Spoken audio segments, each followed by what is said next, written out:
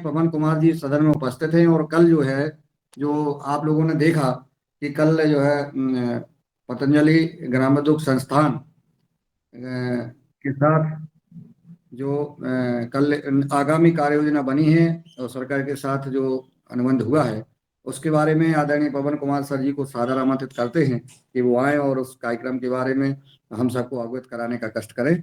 कि कल फोटो देख रहे थे दिल्ली में आदरणीय डॉक्टर राजेश साहब के साथ आदरणीय डॉक्टर साहब, ऋषि कुमार जी और आदरणीय पवन सर जी। तो आप आए और कल की अभी विगत कुछ समय की जो घटनाक्रम हुआ है उसको अवगत कराने का कष्ट करें। आदरणीय पवन कुमार जी। जी नमस्ते, नमस्कार सभी को और सुप्रभात। बहुत सुंदर आज की कक्षाएं बहुत बढ़िया तरीके से आज संपादित हुई हैं। और मैं ये जो ग्रामोद्योग न्यास के साथ अभी कुछ दिन पूर्व यह अनुबंध हुआ है। Common service centre CSC centres हमारे हर एक गांव पर स्थापित हैं। तो उनके साथ जो ग्रामोद्योग संस्थान की विभिन्न कार्य हैं, जिसको उद्यमिता के रूप में CSC के जो उद्यमी हैं वो उसको अपना करके अपने क्षेत्र में मांग आधारित तरीके से अगर व्यवसाय में वो परिवर्तित करना चाहते हैं तो इसके ऊपर ये MOU साइन हुआ है।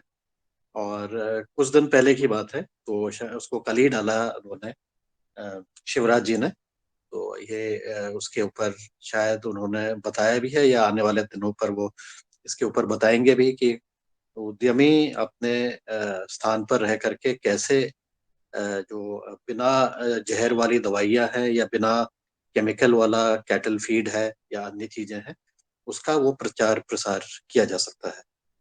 तो ये कुछ दिन पहले की घटना है और इसके बारे में उचित रहेगा कि शिवराज चौहान जी ही स्वयं उसके बारे में बताएंगे और उसके प्रति उनकी अभी उनकी जो कार्य योजना है वो किस प्रकार से होने वाली है वो बताएंगे। मैं कल किसी कारणवश दिल्ली आना हुआ था, तो मैंने सोचा कि क्योंकि मैं द्वारिका के हमारे जो आश्रम है उसी में ही मैं ठहरा था और डॉक्टर राजेश यादव जी और डॉक्टर शीला यादव, उनका भी घर द्वारिका में है।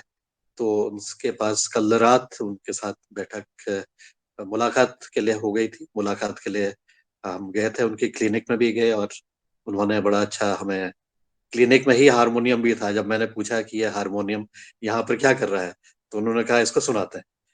तो उन्होंने जो उसको सुनाया है वो डॉक्टर ऋषि ने उसको फिर रिकॉर्ड भी कर लिया था और बहुत अच्छी हमारी बातचीत रही और बहुत अच्छा वार्तालाप भी रही और अच्छी तरह से उनसे चर्चा परिचर्चा रही। मैं जिस कार्य, ये तो खैर उनके साथ जो हुआ और फिर रात हमें हो गई थी काफी, उसके बाद फिर हम आश्रम में ही आ गए थे। मैं कल जिस कार्यशाला में मैं गया था वहां पर जो मुख्य बात थी वह थी कि पानी का संरक्षण कैसे करें और इसके प्रति सरकार का क्या नजरिया है, क्या नीतियां हैं और आने वाले समय पर वो उनका दृष्टिकोण क्या है। तो एक चीज जो बड़ी महत्वपूर्ण जो चीज थी वो ये थी कि पानी हमारा बहुत कम होते जा रहा है और जो क्लाइमेट चेंज की वजह से जो मौसम में बदलाव हो रहा है उसकी वजह से यह पानी की बहुत अस्थिरता हो गई है और स्थिति बहुत विकट होती जा रही है, विशेषकर जो हमारा पीने योग्य पानी है। और इसका निष्कर्ष यही निकला है कि हम जो भी बरसात का पानी है उसको इकट्ठा करें, उसको अपना जहाँ तक के संभव हो उसको जमीन के अंदर डालने का प्रयास करें। अगर हम खेती कर रहे हैं तो अपने बोरवेल के आसपास उसको जमीन के अंदर डालें। और बोरवेल का भी एक विश्लेषण कल हुआ था कि हम जो बोरवेल का इस्तेमाल करते हैं उसमें भी क्या हो रहा है कि जितना तेजी से हम पानी निकाल रहे हैं उतना तेजी से उसके अंदर उसको वापस पानी उसमें नहीं भर रहे हैं। तो जिसका फलस्वरूप कि हमारा बोर के वेल जो है उसकी डेप्थ जो है धीरे धीरे नीचे जाते जा रही है।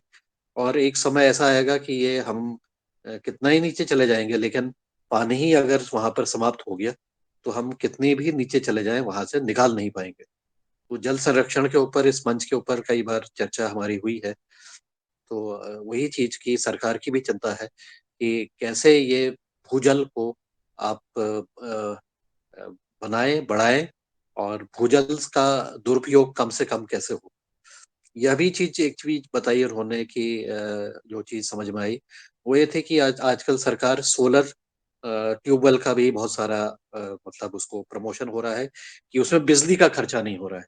लेकिन कई जगह पर यह पाया गया कि किसान, क्योंकि सोलर से बिजली भी नहीं लग रही है, तो कई बार उसको पानी को निकाल करके ऐसे ही छोड़ देते हैं और दिन भर वो ट्यूबवेल आपका चलते रहता है और नीचे से भूजल जो है ऊपर जमीन में आके उसकी बर्बादी होती है। तो इस विषय पर भी बहुत चिंता का विषय था कि हम अपने जो संसाधन हैं, चाहे वो हमारे खेत से ही क्यों नहीं निकल रहा हो ट्यूबवेल या बोरवेल का जो पानी है, लेकिन उसके साथ हो सकता है कि बहुत सारे अन्य किसान भी जुड़े हों, तो सबके ऊपर यह प्रभाव हो रहा है। सबके ऊपर अगर आप किसी भी संसाधन का दुरुपयोग करते हैं, तो उसका प्रभाव केवल हमारे ऊपर ही नहीं, बल्कि पूरे अन्य अन्य लोगों के ऊपर भी इसका प्रभाव पड़ता है। तो यह चीज कि हम संवेदनशील बने, प्रकृति के प्रति हम संवेदनशीलता के ऊपर हमने बातचीत की है, लेकिन पानी के सदुपयोग करने के ऊपर भी और उसके दुरुपयोग को बचाने के लिए भी हम और ज्यादा संवेदनशील शील बने और पानी का सदुपयोग करने का प्रयास करें। इसके साथ ही यह भी बताया गया था, यह भी चर्चा हुई थी कि पानी की जो दुरुपयोग है, सिंचाई का दुरुपयोग है, उसको करने के लिए हम क्या क्या उपाय कर सकते हैं। जैसे कि स्प्रिंकलर है या टपक सिंचाई है, और टपक सिंचाई के ऊपर विशेष रूप से काफी चर्चा हुई। स्प्रिंकलर के ऊपर भी बहुत चर्चा हुई है, क्योंकि इससे पानी की आपकी बहुत सारी बचत हो पाती है और पौधे को भी पर्याप्त मात्रा में उसका फायदा मिलता है। इस परिप्रेक्ष्य में जो वर्तमान नीतियां हैं, उसके ऊपर और इसको सरल बनाने का प्रयास किया जा रहा है। जो नीतियां हैं उसमें और ज्यादा से ज्यादा लोग उसका फायदा उठा सके, इसके लिए सरकार को और तेजी से आगे काम करने का के बारे में भी बातचीत हुई है। और इस विषय पर भी बातचीत हुई कि किसान को जब वो आवेदन करे किसी भी इस तरह की पानी को बचत करने वाली किसी भी प्रणाली के लिए, तो जो सरकार है, जो एजेंसियां हैं, वह एक्टिव होकर के काम करें। केवल किसान ही एक्टिव होकर के काम नहीं करे, बाकी जो भी संस्थाएं, जो भी सरकार है, उसको भी प्रोएक्टिवली वो काम करके अपना काम करे और उसमें किसान को चक्कर लगाने की जरूरत नहीं पड़े। तो इस तरह की संवेदनशीलता करके कार्यशाला में दिखाई दी, जो कि बहुत सुंदर था। और हमारे गुजरात राज्य में इसी तरह का मॉडल का उन्होंने प्रस्तुतिकरण भी किया, जहां उन्होंने केंद्र बिंदु में किसान को रखा, उसके आसपास विभाग, इम्प्लीमेंटिंग एजेंसी, अन्य संस्थाएं जो सहयोग कर सकती हैं, उनको भी इस कार्य को करने के लिए बहुत मतलब अच्छी तरह से उन्होंने काम किया है। और एक पोर्टल के माध्यम से, एक ऐप के माध्यम से सारी की सारी जानकारियों को एक बार जब किसान आवेदन कर लेता है, तब फिर उसको बाकी जगह भटकने की जरूरत नहीं पड़ती है। बाकी लोग, विभाग और एजेंसियां एक्टिव होकर के खुद किसान के पास पहुंचना शुरू हो जाती हैं। तो एक बहुत अच्छा मॉडल इनके तरफ से प्रस्तुत किया गया और यह बताया गया कि ये जो है ये अनुकरणीय है और इस तरह से हम सबको साथ मिल करके काम करने की जरूरत पड़ेगी। और इसका जो अभी वर्तमान में जो दायरा है कि एक किसान को 5 हेक्टेयर का लगभग एक क्षेत्र तक के उसमें अनुदान मिलता है, तो इसके लिए यह बढ़े या नहीं बढ़ेगा, यह इतना ही रहेगा, और भी क्या चीजें इसमें हो सकती है, क्या सब्सिडी जो अभी वर्तमान में मिल रही है, क्या उसको बढ़ाया जाना चाहिए, नहीं बढ़ाना चाहिए। इसमें बहुत सारे प्रतिभागी विभाग, राज्य सरकार के प्रतिनिधि, कंपनियों और अन्य लोग भी उपस्थित थे। उनके द्वारा प्रस्तुतिकरण किया गया, विचार व्यक्त किए गए। अब सरकार की नीति किस प्रकार से इस पर निर्धारित होती है, लेकिन ऐसा लगता है कि इसके ऊपर काफी एक्टिवली सरकार सोच रही है, क्योंकि पानी एक ऐसा हमारा संसाधन है जिसमें कि उसके बारे में उसको ठीक करना है। मिट्टी को तो ठीक करने के हमारे बहुत सारे तरीके आ गए हैं, लेकिन अब पानी को भी ठीक करने के तरीके के ऊपर कार्य आने वाला है। और हमारे किसान साथी जहां पर भी हैं, अब कुछ दिनों बाद जो भी टपक सिंचाई और बाकी स्प्रिंकलर सिंचाई तो पानी को संरक्षण करने वाली जो भी कार्य करने वाली संस्था है सरकार की, उसके साथ जाकर के अभी कुछ दिनों बाद संपर्क करेंगे, तो ये नीतियों के बारे में, जो नीति फाइनल हुई है उसके बारे में उनको और जानकारी मिल पाएगी। और मेरा भी यही मानना है कि पानी को हम ठीक, पानी की व्यवस्था को ठीक करते हुए, उसके उसके प्रबंधन को ठीक करते हुए, हम जल संरक्षण के ऊपर हमने काफी बातचीत की है इस मंच में भी। उसके ऊपर पुनः, क्योंकि अब इसके बाद गर्मी का मौसम भी, वैसे तो इस बार गर्मी पड़ी नहीं है, असमय बारिश और असमय जो चीजें हो रही हैं उसके प्रति हमें संवेदनशील होते हुए, जब भी हमें अवसर मिले अपने खेत में, अपने जहां पर भी हम रहते हैं, पानी को संरक्षण करने के लिए, पानी को बहने नहीं दें, पानी को खेत में ही जमीन के अंदर डालने का प्रयास करें, और कम से कम उपयोग करते हुए इसको गंदा भी नहीं होने दें। जो हमारे पास साधन है उसके प्रति हम संवेदनशील होते हुए हम प्रयास करें कि हम इसका संरक्षण करें। और बहुत सारे लोग साथ मिलकर के इसके बारे में जब चर्चा करेंगे, विचार करेंगे, तो हम इस आने वाली बरसात में जो तैयारी हमने पिछली बार भी की थी, पिछले साल भी हमने चर्चा की थी, गर्मी के समय पर हम तैयारी करें कि जो पानी बरसात के रूप में गिरने वाला है, आने वाले समय पर गिरेगा, उसको हम किस प्रकार से बचाने का प्रयास करेंगे। तो ये सब चर्चा हमारी कल के कार्यशाला में हुई, और बहुत अच्छा कार्य बहुत सारी संस्थाएं कर रही हैं, तकनीक का इस्तेमाल कर रही हैं, और राज्य सरकार के जो कर्मचारी हैं और जो अन्य संस्थाएं हैं, इसके प्रति जागरूक होकर के वो भी आने वाले समय पर इस पर लाभ देने का प्रयास करेंगे। कल का हमारा यही सत्र रहा, तो बहुत बढ़िया तरीके से हम जल संरक्षण के ऊपर जो भी हमने अभी तक के चर्चा की है उसको मूर्त रूप देते हुए आगे उसके ऊपर चर्चा करते हुए और सारे लोगों को जागरूक करने का प्रयास करेंगे। आज के अगर मुख्य अतिथि आ गए हैं तो उनको बुला लीजिए, क्योंकि फिर हम चर्चा उनके साथ भी करते हैं। अभी नहीं जुड़े हैं सर, आपका मार्गदर्शन मिल जाए और आगे। जी भैया, भाई साहब, मीरा जी ज्वाइंट है अभी वो।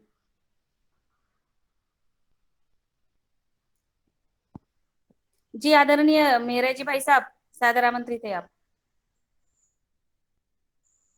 जी ओम, सदन को नमन। आज हमारे मुख्य अतिथि पता नहीं क्यों ज्वाइन नहीं हो पाए हैं, तो उनके एवज में मैं भी उनके साथ उसी प्रशिक्षण 5 दिवसीय प्रशिक्षण में बनखेड़ी में गया था, और उस प्रशिक्षण में हम लोगों को बायो एजेंट, बायो फर्टिलाइजर, इसके संबंध में प्रशिक्षण दिया गया है। तो उन्होंने लो कास्ट, जो सबसे कम पैसों में हम किस तरह से चीजों को बना सकते हैं और किस तरह उसका उपयोग कर सकते हैं, इस पर उन्होंने हमें प्रशिक्षण दिया।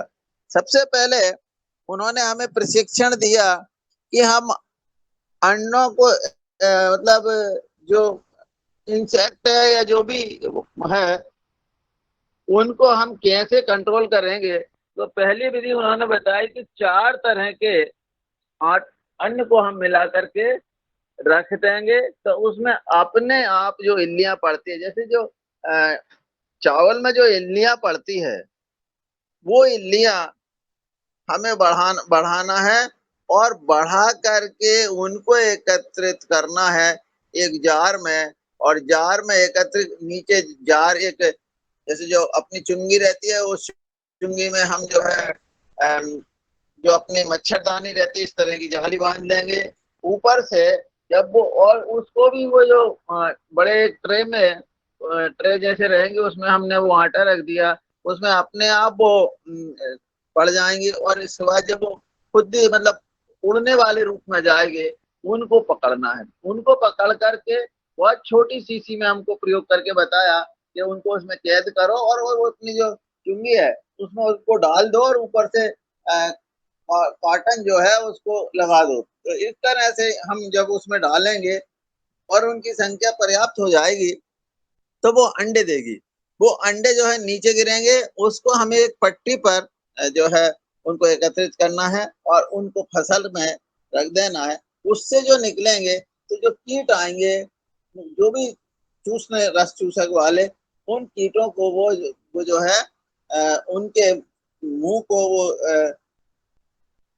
कर देंगे बंद, और वैसा एक प्रभाव पड़ता है कि वो चूस नहीं पाते और वो कंट्रोल हो जाएंगे। ये उन्होंने हमको बताया। दूसरा उन्होंने बताया कि किस तरह से हम ट्राइकोडर्मा का उपयोग कर सकते हैं। ट्राइकोडर्मा में सबसे पहले हम लोगों को उन्होंने बताया कि जो एक पाउडर होता है उसको उन्होंने सबसे पहले हम लोगों से गर्म करवाया। गर्म करके हमने, जब वो इस तरह से हो गया, थोड़ा सा गाढ़ा हो गया, फिर उसको हमने ठंडा किया और उस पर एक कैप्सूल आता है जो मदर कल्चर कहलाता है। उस कैप्सूल को उस पर ऐसे हमने उसको छिड़क दिया। छिड़कने के बाद उसको उन्होंने कहा इसको रख देंगे, सामान्य तापक्रम पर रख देंगे। ये 7-8 दिन में बढ़ जाएगा। फिर उसी को जो है चावल पर उसको मल्टीप्लाई करेंगे। चावल को पका लेंगे और पकाने के बाद उसको उस पर छिड़क देंगे तो वो उसको मल्टीप्लाई हो जाएगा। इस तरह से ट्राइकोडर्मा, और फिर ट्राइकोडर्मा के बाद फिर हमें माइकोराइजा पर भी यही बात, माइकोराइजा जो है उसका भी एक मदर कल्चर रहता है।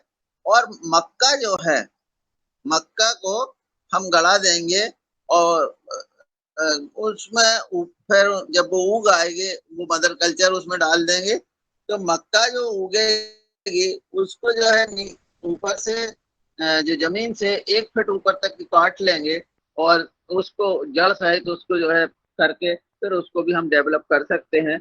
इस तरह से उन्होंने हमको प्रशिक्षण दिया।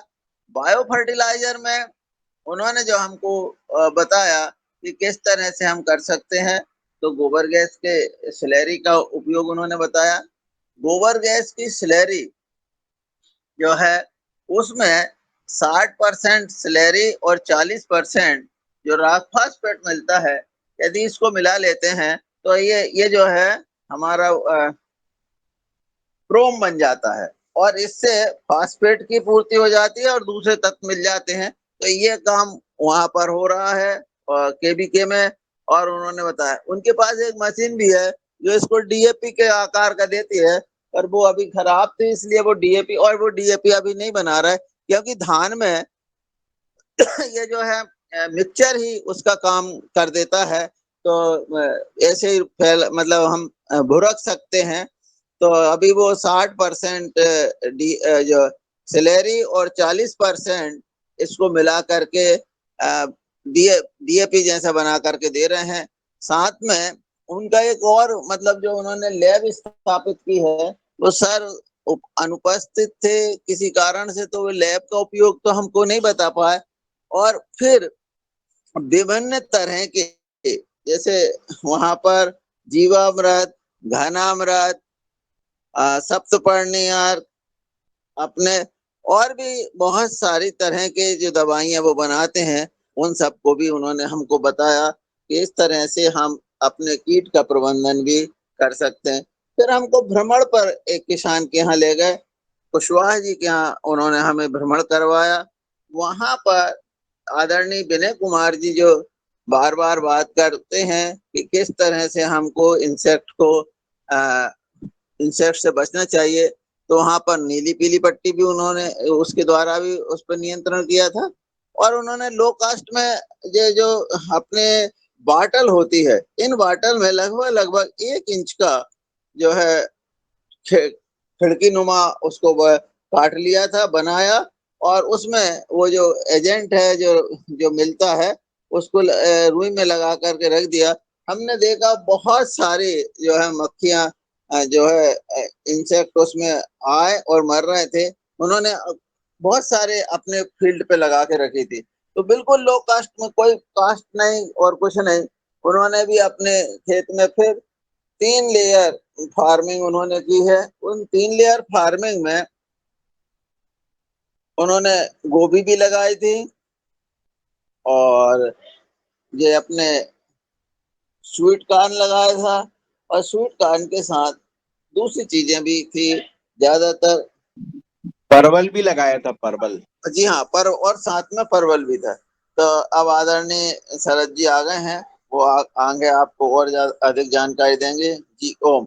परवल वहां पर मतलब ठीक लगा था, और ज्यादातर किसानों ने कि परवल के पौधों की उपलब्धता के बारे में उनसे बात की, तो उन्होंने कहा हम सितंबर अक्टूबर में इसके ग्रोथ करके उसे दे देंगे। तो इस प्रकार से वहां पर प्रशिक्षण हुआ।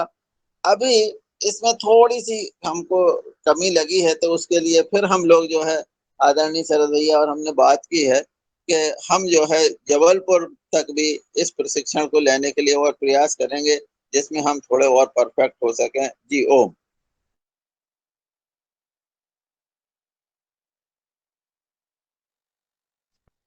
सदन को कोटि कोटि प्रणाम। मैं लेट आया, इसके लिए क्षमा चाहूंगा। डीआईजी साहब के आदमी आ गए थे, कुछ सामान चाहिए था हमको, तो देने के लिए। जी। अब आपने डीआईजी साहब का नाम ले दिया तो सदन ने क्षमा कर दी।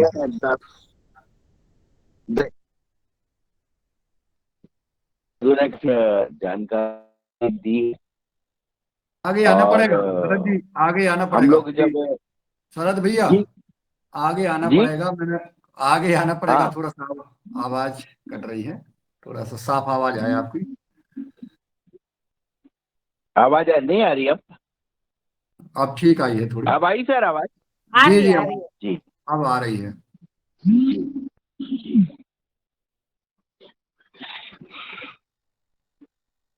हम लोग अभी दादू ने काफी कुछ जानकारियां दी हैं, लेकिन केबी के बनखेड़ी की कुछ जानकारियां मैं भी आपको साझा कर देता हूं कि वो काफी अच्छा एक फार्म है 70-80 एकड़ का, जहां पे काफी जैविक खेतियां होती हैं। और काफी सारे साइंटिस्ट हैं वहां पे, जो अपने यहाँ लगभग 4 से 5 मुख्य अतिथि बन गए हैं अपने यहाँ पे। और उन्होंने अपनी मुख्य अतिथि बन के सभी लोगों ने, जो गर्ग साहब हैं, सभी आके अपने यहाँ पे दिया हुआ है। और जो जिन साइंटिस्ट से अभी हमने ब्रजेश सर से सीखा है, वो भी अपने यहाँ आने के लिए तैयार हो गए हैं। और जल्दी उनसे मुलाकात होगी आप सभी की। और वो बहुत अच्छे हैं, उनको काफी नॉलेज है कि कैसे ट्राइकोडर्मा बनना है, ट्राइकोगामा बनना है, कैसे क्या चीजों का उपयोग होना है, तो वो काफी नॉलेज रखते हैं। तो हमने उनसे रिक्वेस्ट करी है कि हमारे सदन में आइए और सभी लोगों को इस विषय में आप बताइएगा। तो वो तैयार हो गए हैं और बहुत जल्दी आएंगे। मैं बताता हूँ, हम लोग जब ट्रेनिंग में गए वहां पे, तो सबसे पहले उनका फोकस ट्राइकोडर्मा में था। ट्राइकोडर्मा उन्होंने बनाने का सभी हमको बताया कि कैसे ट्राइकोडर्मा बनाना है। इसमें मेन हमें ये समझ आया, यहाँ पूना की ट्रेनिंग भी ली थी हम लोगों ने, क्योंकि दादू ने हमें पूना ट्रेनिंग भी दिलाया, और वो लैब भी हमने स्थापित हुई है। और यहाँ पे अब हम लोग जैसे टॉनिक बना रहे हैं, तो वो सारी चीजें हमारे दिमाग में पहले से थी। तो इसकी वजह से हम लोग बहुत अच्छा सीख पाए उसको। इसमें मेन जो रोल होता है वो मीडिया का होता है और मदर कल्चर का होता है। मदर कल्चर अगर हमारे पास है, तो हम कितना भी, किसी भी जैसे ट्राइकोडर्मा है तो कितना भी बनाया जा सकता है। और मीडिया अगर है अपने पास, तो उसको कितना भी बढ़ाया जा सकता है। ये दो चीजें बहुत महत्वपूर्ण हैं। कुछ हमारे साथ ये भी अच्छा रहा, हम पहले क्या करते थे कि मार्केट से बवेरिया बासियाना या ट्राइकोडर्मा की सीसी ले आते थे, और उसको हम बढ़ाते थे कि ये बढ़ जाएगा। लेकिन वहां जाके जब हमने ट्रेनिंग ली, तो ये पता चला कि वो ऐसे बढ़ता नहीं है, वो सिर्फ मदर से ही बढ़ता है। अगर इस चीज दूसरे इससे आप बढ़ाओगे, तो वो उतना पावरफुल नहीं होगा। पावरफुल नहीं होने के कारण वो जितना असर आपकी फसलों में दिखना चाहिए, तो वो नहीं दिखेगा। तो इसलिए आप कभी भी जब भी ट्राइकोडर्मा अपने घर पे बनाएं, या है तो मदर कल्चर का यूज करना है। और दूसरा, आपको मीडिया लेना है। तो मीडिया बहुत अच्छा, जैसे उन्होंने हमें हम लोगों ने एक ट्राइकोडर्मा के लिए उन्होंने मीडिया बनाया था। तो ये जो इसकी जो होती है अपनी चावल की, चावल को उन्होंने खूब सारा पकाया, फिर उसको ठंडा करा था, और उसके ऊपर कैप्सूल डाल के रखे थे। वो भी उनका है। लेकिन जो मीडिया आता है हैदराबाद से, कहीं बता रहे थे सर कि आता है वो, अगर मीडिया मिल जाए तो फिर अपन कोई भी चीज को बढ़ा सकते हैं इजीली। देसी तरीके की अपेक्षा अगर मीडिया मिलता है, मीडिया का फार्मूला उन्होंने ये नहीं बताया कि मीडिया कैसा बनता है, और वो मीडिया पूना वाले सर ने भी नहीं बताया था कि वो कैसे बनता है। मीडिया तो उन्होंने कहा था कि आपको लेना पड़ेगा। तो मीडिया पे बात आके रुकी थी। और दूसरा, मदर कल्चर जो है आपको कॉलेज से या कहीं विशिष्ट जगह से आपको उपलब्ध करना पड़ेगा, और वो उन्होंने कहा कि हम उपलब्ध करा देंगे अगर आपको नहीं होगा।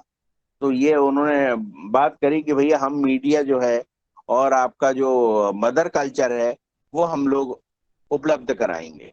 तो बहुत अच्छा। जब ट्राइकोडर्मा हमारी आंखों के सामने बना तो हमें बड़ा यकीन से हुआ कि इसके द्वारा हम बहुत सारी अपने खेतों की फंगस को रोक पाएंगे। उन्होंने एक चीज और बताई कि आपके खेतों में अगर ज्यादा फंगस है, बहुत ज्यादा आ रही है और आप बहुत ज्यादा दुखी हो रहे हैं, तो इसका फिर आप 10 गुना पैकेट यूज कर लीजिए। अगर आप 1 किलो यूज कर रहे हो 1 एकड़ में, तो आप उस 1 एकड़ में 10 किलो डाल दीजिए। किसी भी टाइप की कोई भी फंगस, चाहे भले वो बैक्टीरियल फंगस हो, वो सारी फंगस खत्म हो जाती है। ये बहुत महत्वपूर्ण था, क्योंकि बहुत सारी जैसे हमारे इधर की जो सोयाबीन गई है, नर्मदापुरम से आज सोयाबीन का जाने का मेन कारण है बैक्टीरियल फंगस। गोल रहती है फंगस, और उस फंगस कारण जो वीटीसाइड और जो दवा उपयोग हुए हैं, उसके कारण यहाँ से सोयाबीन चली गई। यहाँ लाखों कुंटल सोयाबीन होती थी। इसको सोयाबीन का, होशंगाबाद को कटोरा कहा जाता था।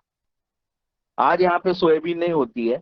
तो नहीं होने का कारण मेन यहाँ बैक्टीरियल फंगस था और तना मक्खी थी। दो चीजों ने यहाँ पे सोयाबीन को होने से रोक दिया।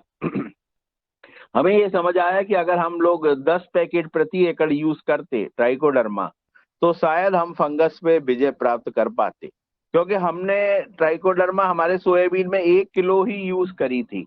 ये नहीं मालूम था कि अगर कोई बीमारी नहीं आती है तो 10 किलो यूज करें। उन्होंने बताया कि ट्राइकोडर्मा जब भी आप खेत में यूज करें तो नमी होना चाहिए पर्याप्त, सूखे में आप ना डालें उसको। तो आपका जब भी नमी का मौसम आए या आप पानी दे रहे हो तो उसके साथ उसको बहाएं, लेकिन पानी आपका खेत में नमी होना बहुत आवश्यकता है, जब भी आप उसको उपयोग कर सकते हैं। तो ये बहुत अच्छा है। हम लोगों ने ट्राइकोडर्मा लेके आए और वहां पे 5 एकड़ में सोयाबीन बोने का संकल्प किया कि हम फिर से बोएंगे आपके डायरेक्शन में। शायद ऐसा लगता है कि जो प्राकृतिक जो फंगस है उसके द्वारा हम शायद अपनी सोयाबीन को वापस होशंगाबाद में, नर्मदापुरम में लेके आएंगे, ऐसा है। और हम लोगों ने बीज बुक करके भी आए। ट्राइकोग्रामा, फिर उन्होंने हमें एक ट्राइकोग्रामा बताया, बहुत अच्छा, वो बहुत बढ़िया था ट्राइकोग्रामा। ट्राइकोग्रामा जो होता है वो कीटों के अंडे होते हैं, तो उसको कैसे तैयार करना वो सारा उन्होंने बहुत अच्छा प्रोसीजर दिखाया। बहुत सारे अपन जैसे मक्का है, ज्वार है, और इनका जब गेहूं लेते हैं, इसको थोड़ा सा तोड़ दीजिए आप, मतलब दलिया बना दीजिए, और दलिया बना के इसको आप एक तगाड़ी में या किसी चीज में, बर्तन में रख दीजिए, और ऊपर से एक कपड़ा बांध दीजिए आप उसमें। इसमें कुछ अंडे ट्राई को उसके छोड़ दिए जाते हैं, और धीरे धीरे उसमें जो अपने यहाँ पे जो पंखियां लगती हैं, आपने देखा होगा, तो वो पंखियां उसमें उत्पन्न होने लगती हैं, वो अंडे उत्पन्न होने लगते हैं और पंखियां उत्पन्न होने लगती। कुछ ही दिनों में आप 40 दिन में देखेंगे कि बहुत ज्यादा पंखियां उसके अंदर उत्पन्न हो गई हैं। फिर उन पंखियों को, जितनी सारी पंखियां हैं, उनको आप कलेक्ट कर लोगे। एक चुंगी के माध्यम से उनने कलेक्ट करना बताया था। तो वो सारी पंखियां जब कलेक्ट हो जाएंगी आपकी पूरी, उनको कलेक्ट करके और उनको चुंगी में रख दीजिए, और रखने के बाद उनको अब खाने पीने के लिए कुछ देना पड़ेगा आपको। तो उसके लिए आप एक शहद, जो शहद होता है, शहद को गीला करके आप उसके अंदर टांग दीजिए। जब शहद अपन टांग देते हैं तो वो पंखियां उनको पानी पीने के लिए और जो भी लेने के लिए, वो शहद की जो अपन ने रुई टांगी है उससे वो लेते हैं और उसकी वजह से वो जीवित रहती हैं और वो अपने उस पीरियड में अंडे देती हैं। फिर वो जब अंडे देती हैं तो उन अंडे को आप धीरे धीरे करके कलेक्ट कर लीजिए। जब उल्टी आप चुंगी करेंगे तो सारे अंडे आपको दिखेंगे और अंडों को कलेक्ट करने के बाद उनको बॉटल्स में भर लीजिए। और जो इफेक्टेड, उसको आपको कम टेम्परेचर में रखना है और जो इफेक्टेड अंडे, जो फंगस है उसकी, वो आपको मिलती है कॉलेज से, वो उसमें डाल दीजिए। तो वो अंडों में एक विशेष प्रकार की फंगस तैयार हो जाती है, जो कि अन्य अंडे जो भी आपके खेतों में हैं और जिस समय आप उसको यूज करेंगे तो वो अंडों में फंगस लग जाएगी। और जिस चीज के भी अंडे आपके यहाँ जो भी पंखी लगी हुई है, तो उसके अंडे में फंगस लगने के कारण उनकी संख्या ऑटोमेटिक कम हो जाएगी। ये बहुत मतलब इतना वो था, लेकिन ये भी किसानों को उन्होंने तैयार करवाया और हमारे साथ कुछ कॉलेज के बच्चे भी ट्रेनिंग ले रहे थे, तो वो भी बहुत अच्छे से इन चीजों को समझ पा रहे थे। फिर हम लोगों को एक उन्होंने जैसे ये रहता है अपना जो कृमि लगता है अपने पेड़ों में, सूक्ष्म कृमि, ऐसा ही उन्हें एक मित्र कृमि बताया था, जो जिसका भी कल्चर यहाँ नहीं मिलता, कॉलेजों में ही मिलता है। तो वो भी जब आप लोग उसका स्प्रे, उसके अंडे, उसके लार्वा का स्प्रे करेंगे तो वो भी आपके जो जैसे भट्टे में, बैंगन में जो सूट बोरर लगता है, सूट बोरर के कारण बैंगन की फसल लगभग 40% नुकसान करती है। और ये suit borer all all India में देखा गया है।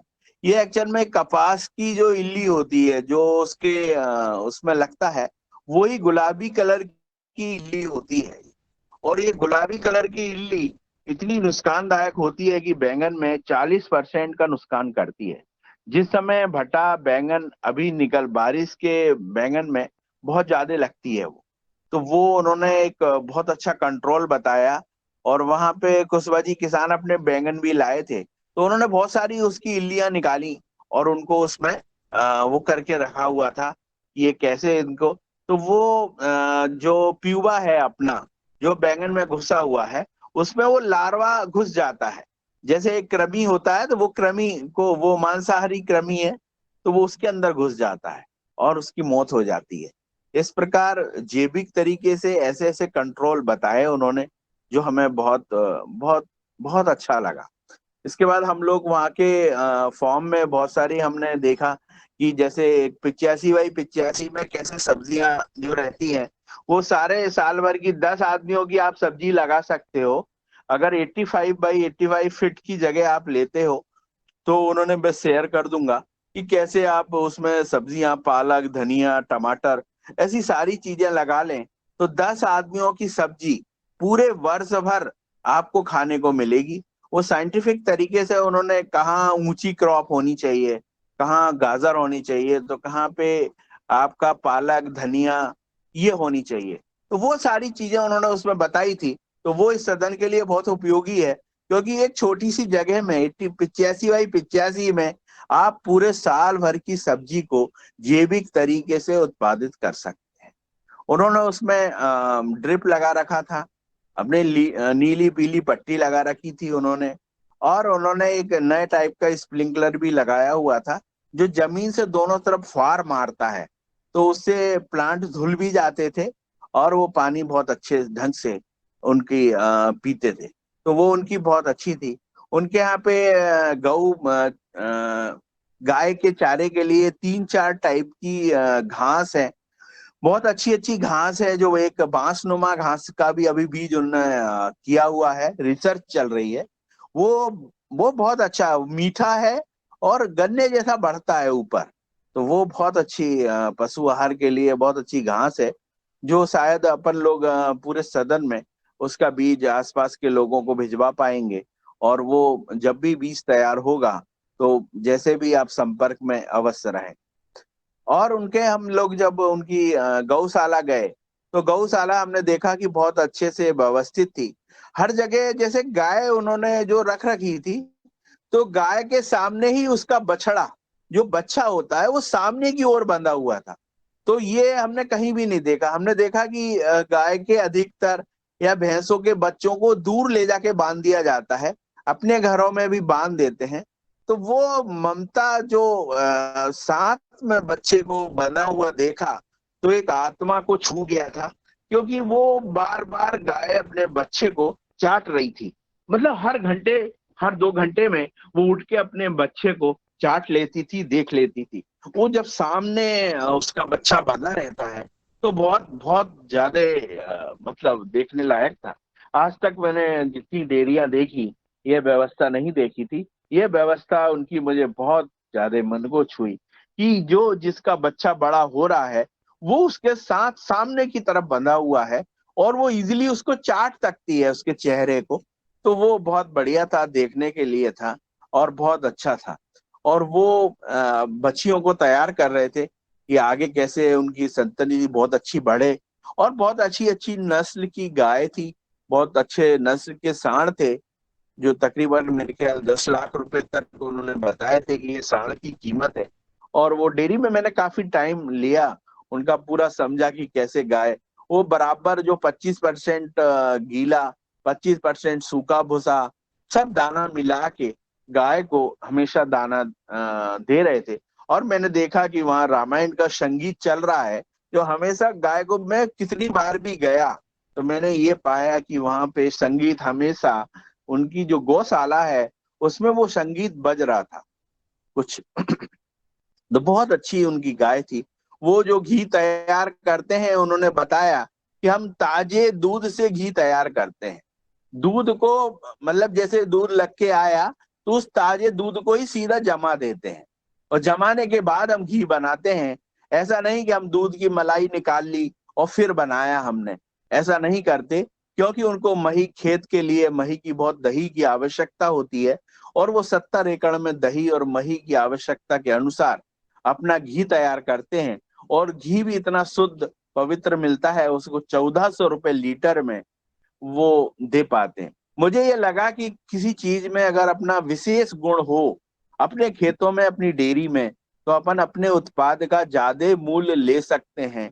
ये मैंने वहां पे पाया कि कैसे किसी भी चीज की वैल्यू एडिशन करके मूल्य को ज्यादा लिया जा सकता है। तो ये चीजों भी मित्रगण को, मेरे किसान भाइयों को, सभी को सीखने के लिए है कि किसी भी चीज का वैल्यू एडिशन करने के बाद उसकी वैल्यू कई गुना बढ़ जाती है। उसके बाद हम लोगों ने वहां पे जब डेयरी देखी तो गोबर गैस पे गए। उनके 2 बड़े बड़े गोबर गैस थे। जो एक गोबर गैस में उनका जो हॉस्टल में जो भी छात्र बच्चे रुकते हैं उनके लिए था, और दूसरी उनकी जो थी हॉस्टल जो डेयरी के पास थी, तो उसको वो जैविक फर्टिलाइजर बनाने में उपयोग करते हैं। उनका लिक्विड जो सैलरी रहती है उसमें वो राइजोनियम बैक्टीरिया, आपका नाइट्रोजन फिक्सिंग, बहुत सारी चीजें उसमें वो तैयार कर रहे हैं। और दूसरा प्रोम, प्रोम बनाने में उपयोग कर रहे हैं। जो अपने यहाँ एक मुख अतिथि आए थे, उन्होंने बताया था कि सागर से वो जो मिट्टी लेके आते हैं जिसमें सुपर फास्फेट का जो कंटेन है वो मिलता है, तो वो ही वो वहां से लेके आए हैं और उन्होंने बनाया है। अभी होशंगाबाद डीडीए ने उनको 500 टन का ऑर्डर दिया हुआ है। 500 टन वो तैयार कर रहे हैं, जो कि एक बहुत अच्छा खाद तैयार हो रहा है, जो सोयाबीन के धान के समय उनके खेतों में किसानों को सब्सिडी पे उपलब्ध होगा और वो सभी किसानों के घर पहुंचेगा। तो उसमें आराम से आप अपनी ट्राइकोडर्मा जो आप लेके आएंगे या बनाया हुआ है वो मिला के फैला के डाल सकते हैं। उनके पास डीएपी नुमा बनाने की भी मशीन है, जो अभी शायद कुछ ग्रीसिंग ऑयलिंग चल रही थी, तो वो अभी बाकी था। लेकिन अभी उनको ऑर्डर पाउडर फॉर्म का ही मिला है 500 टन का, तो वो उसमें बनाने को लगे हुए थे। हमने देखा कि हर क्षेत्र में उनका एक साइंटिस्ट होता है। जैसे डेयरी में एक साइंटिस्ट है, एक प्रोम बनाने में साइंटिस्ट है, एक जैव लैब में एक साइंटिस्ट है, बीज उत्पादन इकाई में एक साइंटिस्ट है। उनकी बहुत अच्छी बीज उत्पादक जो है इकाई बहुत अच्छी है। मैं पिछली बार मैंने मुनीलाल सर जी को बोला भी था कि अपन बनखेड़ी चलेंगे, लेकिन वो टाइम की ऐसी कुछ कमी रही नहीं। मेरी बहुत इच्छा थी कि मेरा सदन वहां तक जाए और एक दिन दें।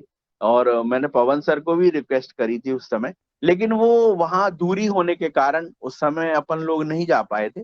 पर जब भी मौका बनेगा तो सदन का वहां पे जरूर भ्रमण होना चाहिए, क्योंकि बहुत अच्छा डेवलपमेंट है। केवीके का इतना डेवलपमेंट होना, उस एरिया पे उसका असर दिख रहा था।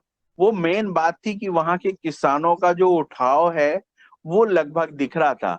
जिस प्रकार से पूरे हिंदुस्तान में अपने सदन का असर दिखता है, जो भी लोग इस सदन से जुड़े हैं वो कहीं ना कहीं कुछ ना कुछ लाभ जरूर प्राप्त कर रहे हैं। ये देखा है मैंने सदन। तो सदन से ऐसी बहुत सारी जानकारियां, ऐसी बहुत सारी चीजें, अपने जीवन में परिवर्तन, अपने परिवार में, अपने बच्चों में, अपने खेतों में, अपने पशुपालन में, अपने वर्गों में, महिला वर्ग में, सब में परिवर्तन इस सदन की ये बड़ी खूबसूरती विशेषता है कि सभी में परिवर्तन मिलता है। एक सामान्य रूप से पवन सर जैसे कुछ चीजें बोलते हैं तो मन को छू जाती है कि कोई भी काम करो तो रॉकेट की तरह करना है, उसको अंजाम तक पहुंचाना है, कैसे उसको करना है। बैनी प्रसाद सर जी, मुन्नीलाल सर, मतलब सभी का इतना ज्यादा, दुबे सर, जो चीजें होती हैं वो बहुत उपयोगी होती है। कहाँ क्या चीज कौन, मतलब हम लोग तो ऐसे मन लगा के देखते हैं जैसे कोई रामायण देख रहा हो कि कब कौन सी चीज कहाँ क्या उपयोग में मिल जाए, क्या हो जाए। अभी इतनी उम्र में मैंने दादू को इतनी फुर्ती से ट्रेन में चढ़ते और उतरते देखा है। बहुत फुर्ती है उनके अंदर। वो एक ट्रेनिंग पूरी नहीं हुई दूसरी ट्रेनिंग की बात करने लगते हैं या वो अपने को जबलपुर ट्रेनिंग लेने चलता है। ये उनकी बड़ी विशेषता है, मतलब ट्रेनिंग उनका एक शौक है। और वो किसानों को ट्रेनिंग कराने का एक बहुत वो रखते हैं उनमें। मैंने ये हमेशा देखा। अपने यहाँ लोगों ने वहां खाना खाया कि नहीं खाया, किसको चाय मिली कि नहीं मिली, नहीं मिली तो वो खुद ही ला के दे देते हैं कि भैया ये चाय पियो आपकी। ये उनकी बड़ी विशेषता है। रूप सिंह भैया ने ली ट्रेनिंग, तो काफी अच्छा हमारा सफर रहा। और बहुत अच्छी, मैं सभी लोगों को चाहूंगा कि सभी लोग वहां पे ट्रेनिंग ले और सभी आए। और मुन्नीलाल सर के साथ तो हमारे एक दो बार प्रोग्राम भी बना है वहाँ का, लेकिन वो ऐसा समय रहा कि वो 100 किलोमीटर होने के कारण वहाँ पे नहीं जा पाए। वहां से 4 साइंटिस्ट मैं सदन को बताना चाहूंगा कि मुख्य अतिथि बन चुके हैं अपने यहाँ पे, और अभी एक दो और बाकी रह गए हैं। तो वो लोग भी अपने सदन में आएंगे। यानी आप सोचिए कि जहाँ वो कॉलेज है उस सदन में अपने आके उन्होंने एक एक घंटे अपन लोगों को पहले से ही सारे आ गए, वहां के जितने साइंटिस्ट विशिष्ट थे। एक दो साइंटिस्ट है तो वो भी आने वाले हैं। दादू ने काफी उनसे बात कर ली है कि भैया आपको आना पड़ेगा। और इतना सारा हमने सब कुछ देखा और हम लोग अब दादू बता रहे हैं कि कोई नई जगह चलना है, तो बस हमारी तैयारी फिर नर्मदापुरम की चल रही है कि अब ये सदन के लोग नर्मदापुरम के कहाँ जाएंगे ये दादू को पता है। जी ओम। जी आदरणीय शरद भैया, और आपकी चर्चा हमें लग रहा है कि योगाहार कार्यक्रम यात्रा की भी आपकी चर्चा हुई है कि हम जो है जो जैविक निर्मल ग्राम अभियान यात्रा है वो विभिन्न जगह चल करके वो यात्रा की भी शुरुआत करने की कुछ आपकी योजना बन रही है, ऐसा मुझे आभास हुआ है कि आपकी चर्चा जी हुई है जी जी कि इसको योगाहार कार्यक्रम को विभिन्न जिलों में और तहसीलों में या अन्य जगह पहुंचाया। इस योगाहार कार्यक्रम की सर हम बता दें आपको, इतनी हमारे यहाँ पे मतलब नर्मदापुरम में जिस दिन से योगाहार कार्यक्रम हुआ है, तो यहाँ एक ऐसा दीप से दीप जलाने वाला जो काम रहता है वो किया है। आज मतलब प्रशासन आप देखिए, हमें बड़ा आश्चर्य हुआ कि एग्रीकल्चर डीडीए 500 टन जैविक खाद ले रहा है ना। पहली बार आप सोचिए नर्मदापुरम में 500 टन जैविक खाद बटने को जा रही है, कितनी बड़ी चीज है आप सोचिए। ट्राइकोडर्मा ऑर्डर हो रहे हैं, लाखों सीसिया ट्राइकोडर्मा की बन रही है। नर्मदापुरम कहाँ जा रहा है ये देखिए। और एक योगाहार की एक शुरुआत थी जिसने कि यहाँ पे एक दिशा और सारी चीज ही चेंज कर दी। आज हम लोग वहां पे गए तो वहां पे भी एक ग्रुप आया हुआ था जो जैविक की ही चर्चा कर रहा था, और बहुत सारी संगोष्ठियां, बहुत सारे समूह, नर्मदापुरम को जैविक बनाने में जो योगाहार कार्यक्रम में जो शुरुआत करी थी वो शायद मील का पत्थर साबित होगी इस जिला को जैविक बनाने में और लोगों के स्वास्थ्य को ठीक करने में सफल होंगे। क्योंकि यहाँ का कृषि विभाग भी उस दिन से मैं देखता हूँ कि निरंतर वो लगा रहता है कुछ ना कुछ जैविक में काम करने के लिए। आज केमिकल का ऑर्डर ना करके कृषि विभाग ने और जैविक का जो 500 टन का ऑर्डर किया, उससे लगता है कि विभाग भी, शासन भी इस चीज को चाहता है कि ये जैविक हो, और इसमें जो मंशा सरकार की दिखती है वो भी कहीं हद तक बहुत अच्छी दिखती है। जी बस मैं नहीं कहना चाहता हूँ। जी हो। जब युग आहार उत्सव कार्यक्रम का आयोजन किया जा रहा था, तब आपके मार्गदर्शन में आपके साथ आदरणीय रामकृष्ण रघुवंशी जी, रमेश चंद्र मेहरा जी थे, और हमारे डांगी जी भी थे, और अन्य साथी थे। जब कलेक्टर साहब से भेंट की, कलेक्टर साहब ने सोचा ऐसी कौन सी संस्था है, ऐसे किसान एक अपना स्वयं का भोजन लेकर के इकट्ठा करके कोई नाश्ता देगा, कोई भोजन करेगा, और एक किसानों का आयोजन कर रहे हैं। जबकि सरकार आयोजन करती है तो किसान वहां पे लाने के लिए बसें भेजी जाती हैं, कारें भेजी जाती हैं, उनका सारा इंतजाम किया जाता है। लेकिन ये पहली बार ऐसी संस्था पतंजलि है कि जो बाहर से आकर के और किसानों को इकट्ठा करके स्वयं किसानों के सहयोग से एक कार्यक्रम किया जा रहा है। जैसे डीडीए साहब का सहयोग आपने देखा, कलेक्टर साहब का देखा, वहां पूरा। तो आपने नर्मदापुरम में जो उत्सुकता दी है, उनको इतना ज्यादा उससे जो है वो लगा है कि यार मेरा काम है, ये काम मेरा है, जो पतंजलि के युगाहार परिवार कर रहा है, अपनी मर्जी से कर रहा है, स्वैच्छिक रूप से कर रहा है। तो उनको उस दिन से जो है इतना वो लगा कि नर्मदापुरम में बिल्कुल प्रशासन, सरकार लग गई है जैविक प्राकृतिक खेती के क्षेत्र में। ये उसका आप सबको श्रेय जाता है कि आप सबके प्रयास से, सबसे आपने जो प्रचार प्रसार किया, सबने जो है पूर्ण सहयोग तन मन धन से किया, और उसका प्रभाव है जी। आदरणीय रमेश चंद्र मेहरा जी का हैंड रेज हुआ है जी, स्वागत है आपका। जी ओम, सदन को नमन। मैं केवल दो बात और कहना चाहता हूँ कि जैसे हमारा जो केचुआ खाद है, वर्मी कंपोस्ट है, वो वर्मी कंपोस्ट ऐसे यदि हम बेचेंगे तो केवल 11-12 रुपया किलो बिकता है, परंतु उसी को यदि हमने ट्राइकोडर्मा और माइकोराजा से इनरिच कर लिया। एक कॉलेज का विद्यार्थी वहां आए थे, वो उसको इस प्रकार प्रयोग करके उसको 50 और 60 रुपया किलो के हिसाब से बेचेंगे। तो ये भी वहां पर हमको एक बड़ी बात समझ में आई है कि हम अपने उत्पाद को किस तरह से और इनरिच कर सकते हैं उसी को। जी ओम, बस इतना ही मुझे कहना था। जी ओम। जी जी। और सदन में और किसी भाई बहन का, जी रामकृष्ण रघुवंशी जी प्रकट हो। जी ओम।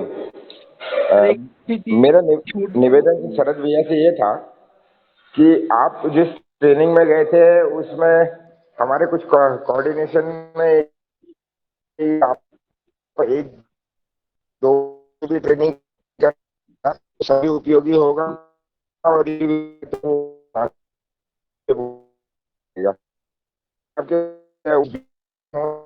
करिएगा। आवाज कट रही है आपकी प्लीज भैया रघुवंशी जी, नेटवर्क में आइए आप। निवेदन ये था, अभी आ रही है आवाज ठीक से? जी जी जी जी। मेरा शरद भैया से निवेदन ये था कि हमारा ये तय हुआ था कि जैसे एक साथ अगर दो कार्यक्रम आ जाते हैं कहीं, तो हम में से कोई एक बंदा वहाँ चला जाए और दूसरा बंदा दूसरा कार्यक्रम अटेंड कर ले। तो उससे संबंधित यदि वीडियोग्राफी की है आपने या कोई वीडियो शूट किए हों तो उसे सदन में और आपस में शेयर जरूर करें। जी ओम। जी, शरद भैया ने आपका सुन लिया है। और अब मैं चाहूंगा कि किसी का अगर कोई सवाल हो इस प्रशिक्षण को लेकर के, युगाहार उत्सव को लेकर के, या आगामी कोई सुझाव हो, तो सदन में अपनी बात रख सकते हैं अनम्यूट करके या हैंड रेज करके।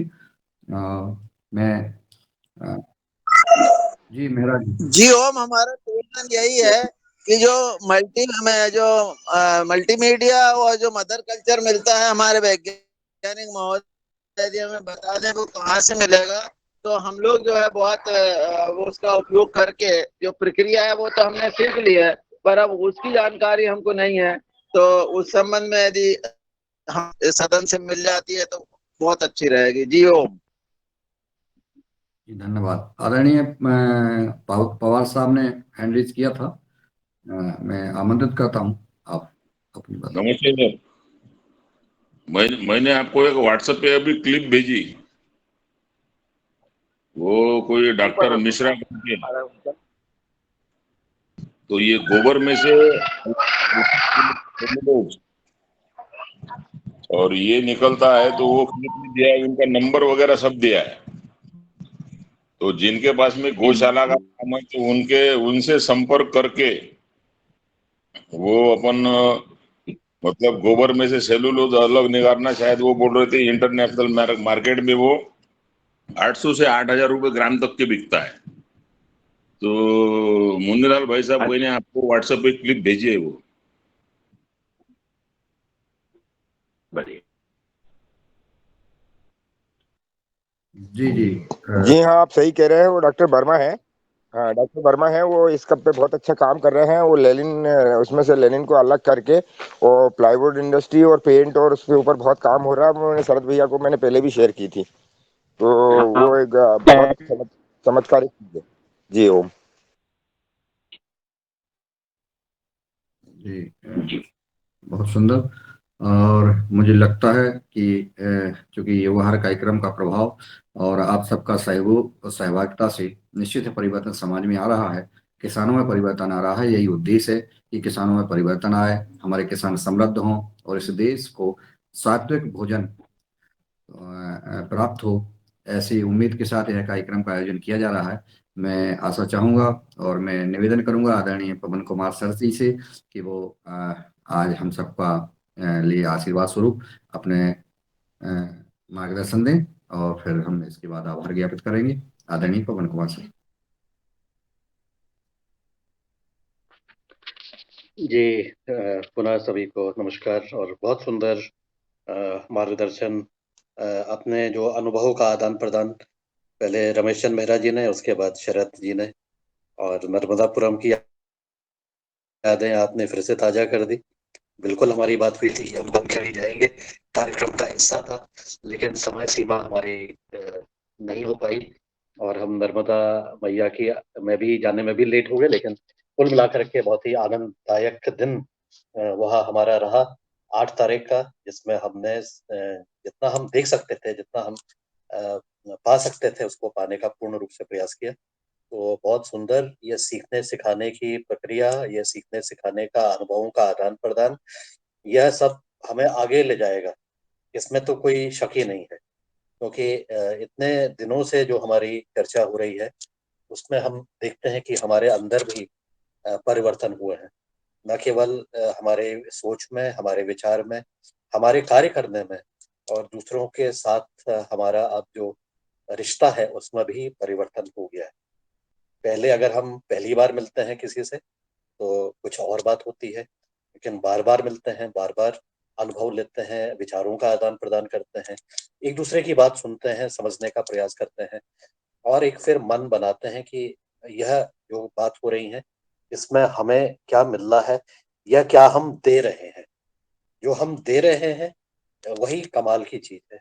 जो हम देते हैं उसी से ही परिवर्तन होता है, उसी से ही स्थायित्व आता है, ऐसा मेरा मानना है। आप सब लोगों ने हमें बहुत कुछ दिया।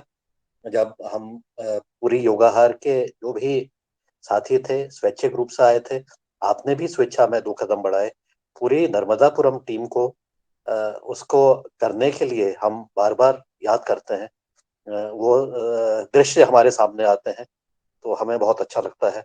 कोई भी हमारा साथी जिसने यह अनुभव लिया है साक्षात रूप से, वो दृश्य कभी नहीं भूल सकते हैं।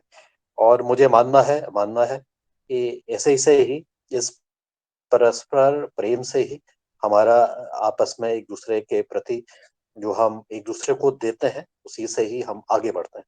इससे ही आगे हम बढ़ पाते हैं, दुगनी तिगनी तेजी से हम लोग आगे बढ़ेंगे। तो ऐसे ही हम एक दूसरे को कुछ ना कुछ देते रहें, प्रेम देते रहें, विचार देते रहें, अच्छी चीजें देते रहें, तो इससे हम सब लोगों के लिए विन विन सिचुएशन होगी। मेरा तो मानना है यही हमारा दृष्टिकोण होना चाहिए, यही हमारा गंतव्य होना चाहिए। इसी से ही हमें गति मिलेगी, इसी से हमारे उसमें गुणवत्ता आएगी। तो जो मैं 3G 4G की बातचीत कर रहा था, उसी से हम एक दूसरे को हम आगे देते हुए इस योग जो बन रहा है हमारा हमारा आपस में कार्य करने का जो योग बन रहा है, और इसको हम देखते हैं कि बहुत सारी चीजें भी परस्पर इस पैरेलली चलती जा रही हैं, जिसमें कि कुछ ऐसा लगता है कि हमारा कुछ अच्छा होने वाला है, कुछ अच्छा उदय की तरफ हम लोग बढ़ रहे हैं।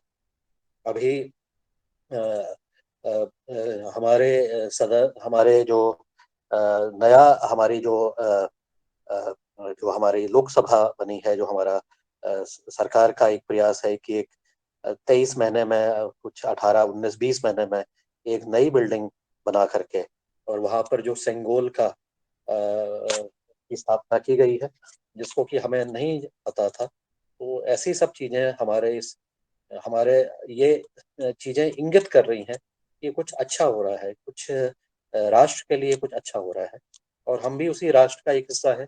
हम भी अपना योगदान कर रहे हैं, हम भी उस राष्ट्र के लिए कुछ दे रहे हैं। तो इस राष्ट्र के लिए, इस धरती माता के लिए, यहाँ के रहने वाले प्राणियों के लिए सब हम योगदान करते रहें और अपना कुछ देते रहें। जो आपने बनखेड़ी का गाय माता का और उसको बच्चे का सामने जो दृश्य दिया है, मुझे लगता है कि वही दृश्य हमारी गौ माता का बहुत सारी हमारी उसमें दिखाई देता है कि गाय बच्चियां है और गाय उसके सामने है, मतलब गाय एक दूसरे को देख रहे हैं। तो यह चीज मुझे लगती है बड़ी महत्वपूर्ण चीज बताई, क्योंकि इसी से ही यह प्रेम क्योंकि कोई भी माँ क्या चाहेगी कि उसका बच्चा कभी भी उसकी आंखों से ओझल हो जाए, कभी भी ये संभव नहीं है। और अगर होता है तो बड़ा मन में एक व्यथा हो जाती है। इसको हम देखते हैं। तो ऐसा ही गाय माता के साथ भी है, इसको बिल्कुल भी दूर नहीं रखना चाहिए। वो दूर इसलिए रखा क्योंकि हमने अपने कार्यों को व्यावसायिक रूप से रख दिया कि गाय बछड़ा अगर रहेगा तो दूध पी लेगा, बछड़ा अगर रहेगा तो वो डिस्टर्ब होगी। लेकिन ऐसा नहीं है, मुझे लगता है कि बछड़े को और माँ को और बच्चे को तो साथ ही रहना चाहिए। जब वो बच्चा है तो उसको माँ के पास ही रहना चाहिए। ऐसा हमारे गौ माता के साथ भी है। तो ये बहुत सुंदर बनखेड़ी के जो हमारे जितने भी वैज्ञानिक हैं, वो इस सदन में भी आए हैं, उन्होंने अपना मार्गदर्शन भी दिया है। हमने उनकी ऊर्जा भी देखी है, और यह ऊर्जा बनाए रखें, और यह ऊर्जा से पता लगता है कि वो कुछ अच्छा कार्य कर रहे हैं। उनको हमारी तरफ से सभी, जब भी आप उनके साथ मुलाकात होगी इस सदन की तरफ से, उनको बहुत बहुत बधाई जरूर। उनका इससे हौसला बढ़ेगा, उससे उनका जो इस मंच के प्रति जो उन्होंने अभी तक के योगदान किया है, वो इसी तरह से अन्य मंच को, अन्य लोगों को भी इस तरह का अपना योगदान करते रहे। ऐसी हमारी कामना है उनके प्रति। ऐसा भी उनको आप बता सकते हैं, उनको हमारे सदन की तरफ से वे विचार व्यक्त कर सकते हैं।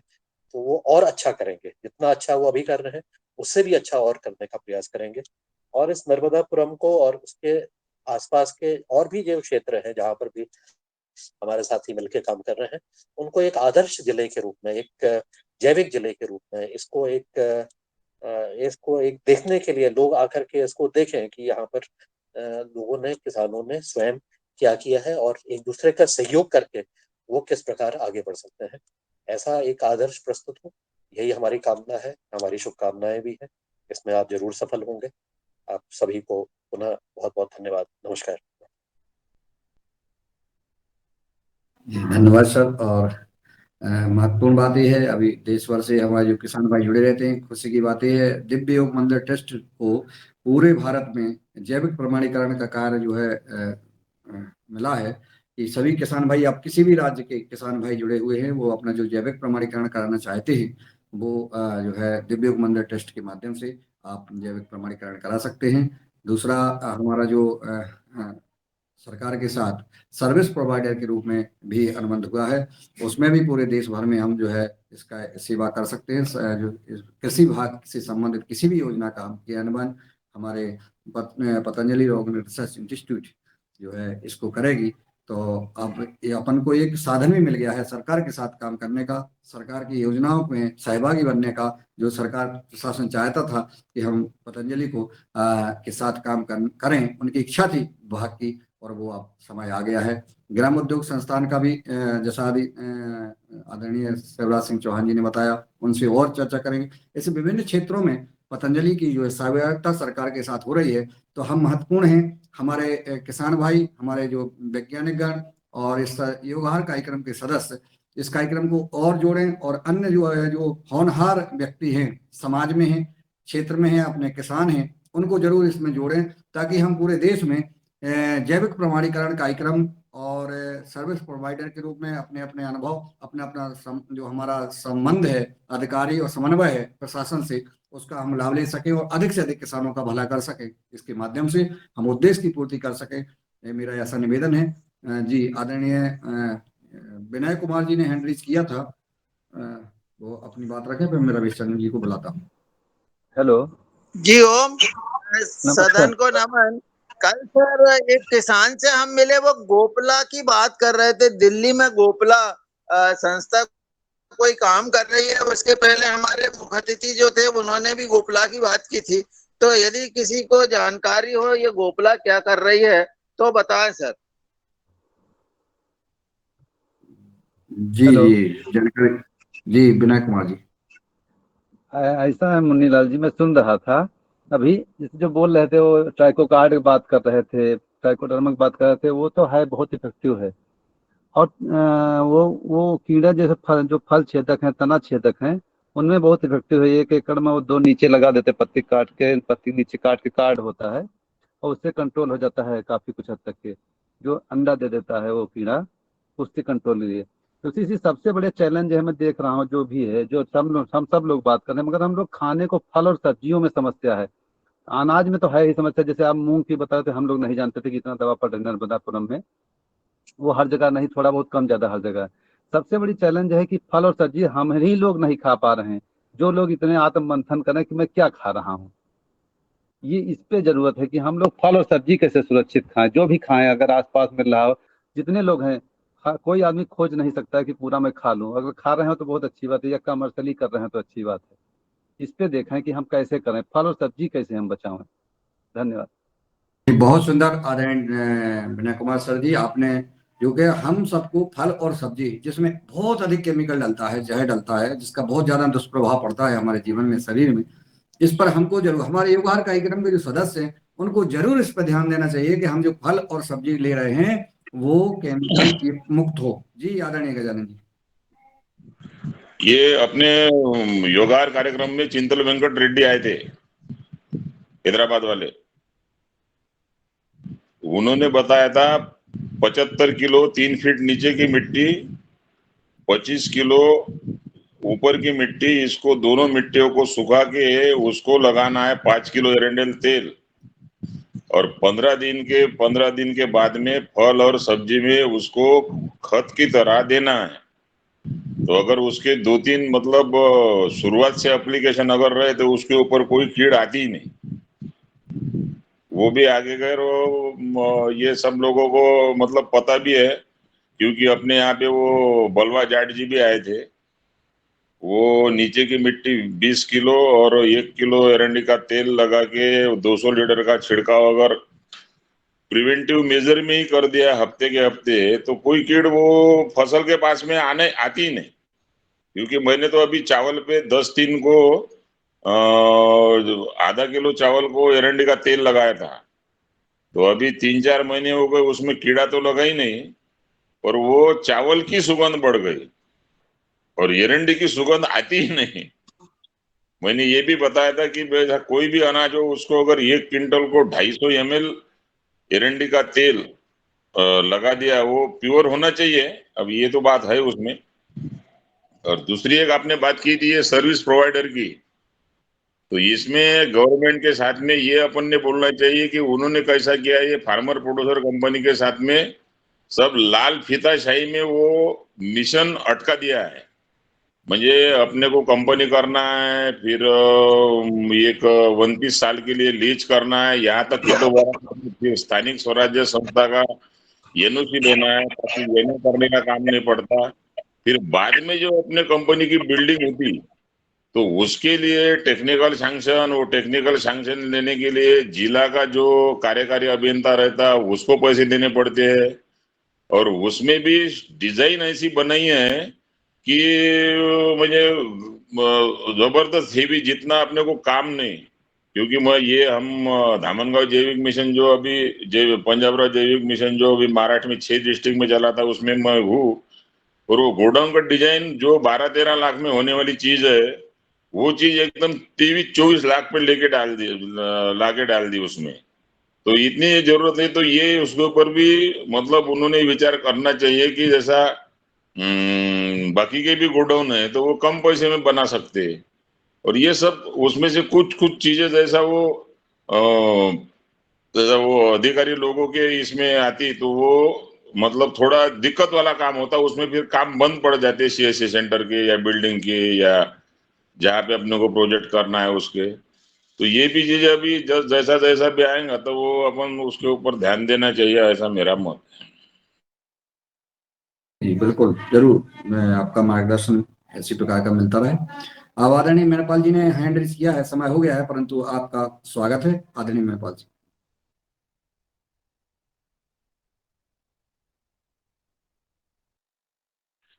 ओम सदन को मेरा प्रणाम। आज के मुख्य अतिथि श्रद्धेय देवी को बहुत बहुत धन्यवाद। जो रमेश चंद मेहरा जी और हमारे मुख्य अतिथि श्रद्धेय जी जो हमारी थी,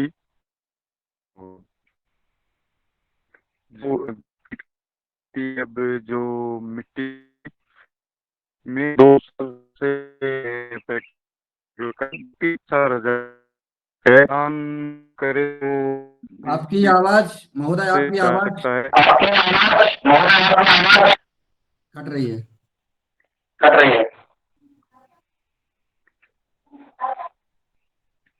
अब आ रही है जी मेरी आवाज सदन को? आ रही। जो मिट्टी मिट्टी और ऊपर की मिट्टी, इनको 20 kg और डाले। अगर अरंड का तेल ना हो तो अपना मस्टर्ड का, सरसों का तेल शुद्ध ले सकते हैं। बहुत अच्छा रिजल्ट इसका। अगर शांति में है, अगर 2 साल से इस कार्य पे लगा हूँ और मैं मेरे खेत में, बागवानी में, हर फसल में, सब्जी की फसल में और करे हूँ। बहुत ही अच्छा रिजल्ट है। धन्यवाद जी, कल में मुझे लगता है कि कल आपका मार्गदर्शन मिले, जो तेलों का आपने बताया प्रयोग करना, अरंडी का तेल है, सरसों का तेल है, इसके बारे में कल आप हमें बताएं तो अच्छा रहेगा, क्योंकि ये महत्वपूर्ण बात है। जैसा तो कल इस पर चर्चा हो जाए, मिट्टी पर, तेल पर, और आप समय से 7 बजे जुड़ जाएंगे और नेटवर्क में रहेंगे। आज आपकी बात कट रही है, तो मैं चाहूंगा कि मेहरपाल जी कल इसके बारे में मार्गदर्शन दें। आज का योगाहार कार्यक्रम का विराम लेते हुए आज मैं आमंत्रित करूंगा आनंद नीलकंठ सावले जी, अगर सदन में उपस्थित है, मेरी आवाज आप तक पहुंच रही है तो आप अनम्यूट करें। और आदरणीय नीलकंठ सावले जी, शायद आवाज नहीं पहुंच रही है। आदरणीय ओमकार नाथ जी, आवाज पहुंच रही है मेरी?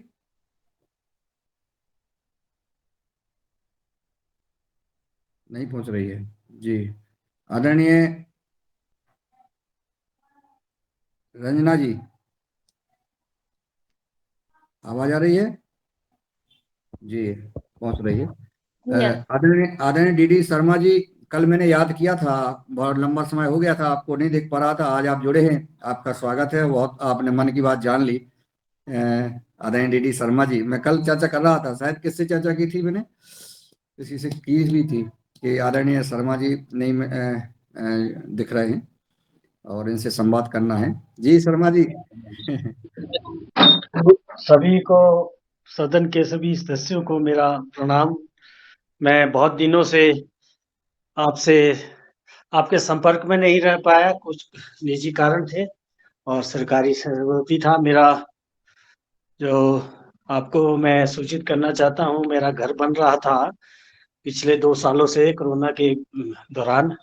अब वो पूर्ण रूप से, मैं गृह प्रवेश का कार्यक्रम था जिसमें हमारी जो इष्ट देवी है जयश्वरी माँ, वो उनकी पूजा रखी थी 29 तारीख को। तो मैं उसके संदर्भ में व्यस्त था। शायद आज कल आप मुझे याद कर रहे थे। लंबी उम्र है शायद मेरी, और आदरणीय मुन्नीलाल जी मुझे याद करते रहते हैं, लेकिन कुछ ऐसी परिस्थितियां थी कि जो बहुत दिनों से मैं आपसे नहीं जुड़ पा रहा था। और आप बहुत निरंतर प्रयास कर रहे हैं इस कार्यक्रम को आगे ले जाने में, और खास करके मध्य प्रदेश के, महाराष्ट्र के लोग जो है इससे बहुत ज़्यादा लाभान्वित हो रहे हैं। निश्चित तौर पे हमारे उत्तरी भारत के लोग भी इससे समय समय पर जुड़ते रहते हैं। और जो ये आज पवन जी ने कहा कि सर्विस प्रोवाइडर का जो ये एक पतंजलि का जो नेगोशिएशन हुई है, उसकी मुझे पूरा विस्तृत जानकारी नहीं मिली अभी, लेकिन सूचना मिली। तो मैं बहुत अच्छा ये कार्यक्रम है, क्योंकि आज समय की मांग है इसकी। सभी किसानों को जो उनकी मूलभूत सुविधाओं की और तकनीकी जानकारी की जो समस्या है, या वो शायद इस सर्विस प्रोवाइडर विभिन्न प्रांतों में अगर ये शुरू हो जाए तो उससे बड़ा कोई भी योगदान किसानों के प्रति नहीं रहेगा। आप सभी को एक बार फिर से साधुवाद, मेरा प्रणाम, और भविष्य में हम जो है निश्चित तौर पे आपसे जुड़े रहेंगे, ये मैं कोशिश करता हूँ। नमस्कार।